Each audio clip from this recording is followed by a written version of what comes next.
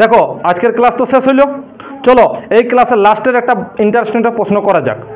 কি প্রশ্ন দেখো, দুটি বল আছে না নাই? আছে।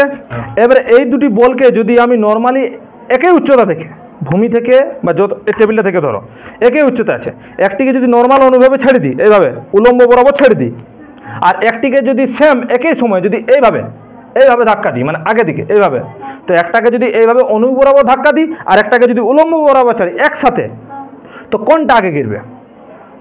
কোনটা গিরবে পিন্টু?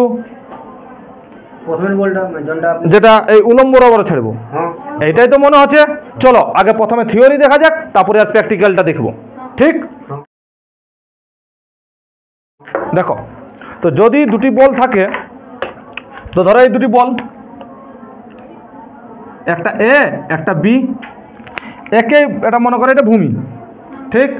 এই ভূমি থেকে এর উচ্চতা ধরছি, প্রত্যেকটি দুটি বলে একই উচ্চতা আছে, এই উচ্চতা আছে। ঠিক?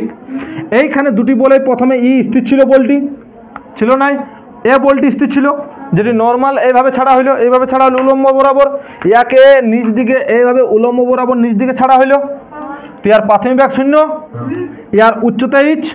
ঠিক? আর এইখান থেকে এই পড়তে সময় লেগেছে মনে করলি T1। এইবারে ধরো এইখানে আমরা চলো বাইর করা যাক এবারে, যে এইখানে T1 এর মান বাইর করতে যাক। তো কি দেওয়া আছে? ইউ দেওয়া আছে, এইচ দেওয়া আছে, T1 দেওয়া আছে। তো কোন ফর্মুলা লাগাবো?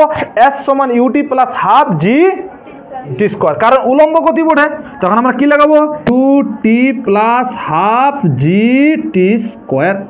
এখানে S এর জায়গায় কি হবে? এইচ, প্রাথমিক বেগ তো 0, তো 0 প্লাস হাফ ইন্টু জি ইন্টু T1 ধরলি না, T1 স্কোয়ার।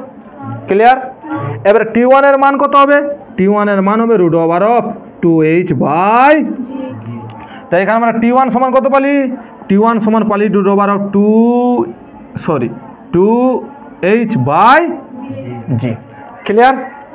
এবার দেখো বি বলের জন্য, দেখো বি বলটিকে কিভাবে ছাড়া হইলো? এইভাবে অনুভূমিক বেগ, মনে করলি অনুভূমিক বেগ ভি বেগ দিয়ে তাকে এইভাবে ছোড়া হইলো। ক্লিয়ার? এবার ধরো বলটিকে যখন ছুড়বো তখন এইভাবেই যাতে যাতে ধীরে ধীরে ধীরে এইভাবে আসবে, কেন নাই?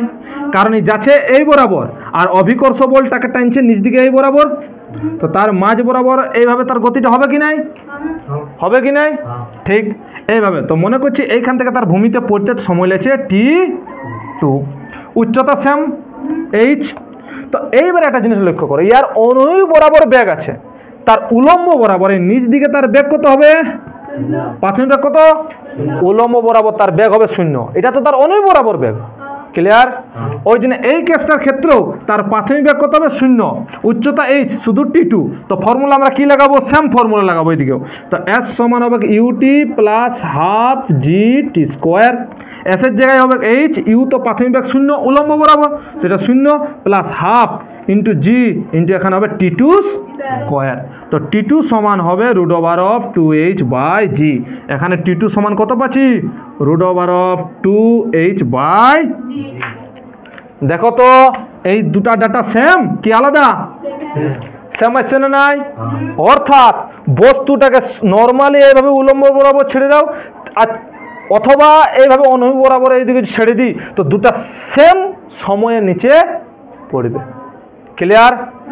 চলো এই জিনিসটাকে বাস্তবে এই দুটি বলের সাহায্যে প্র্যাকটিক্যাল করে দেখা যাক। ক্লিয়ার? চলো এবার দেখো এর এক্সপেরিমেন্টটা দেখো। তো দুটি বল আছে, দেখ পিন্টু, তো একটি বলকে আমরা এই বলটিকে উলম্ব বরাবর ছাড়বো, আর এইটিকে অনুভূমিক বরাবর এইভাবে ধাক্কা দিব, আর দেখো কোন বলটি আগে গিরবে। দেখবে একসাথে কিচ্ছে না নাই? আরবার দে বলটি, এবার দেখো ঘোরা, আরবার দেখবে এইদিকে সোজা গিরাবো আর এটিকে আগে দিকে ধাক্কা দিব, তবু দেখবে একসাথে দুটি ড্রপ খাবে। দেখবে, হ্যাঁ সবাই দেখবে।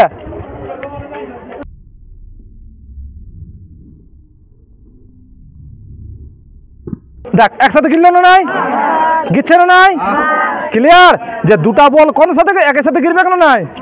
দুটার গিরতে হয় এটা উলম্ব বরাবর গিরুক আর ওটা এইভাবে গিরুক, তবু কিন্তু দুটার ক্ষেত্রে একই সময় লাগবে। আরবার দেখো, দে বলটি, আরবার দেখ, দেখবি